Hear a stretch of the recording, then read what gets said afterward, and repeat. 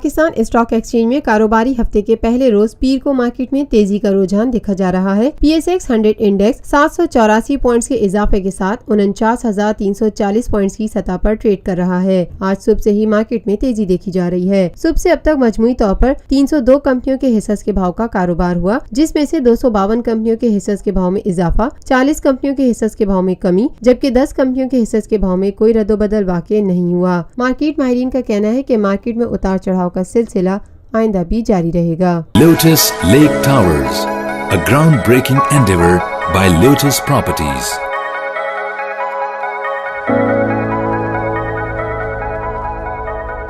ملکی، بین الاقوامی، سماجی، سیاسی، تجارتی، ثقافتی، تفریحی، معلوماتی اور کھیلوں سے جڑی ہر چھوٹی بڑی خبر کا مرکز TNN TV۔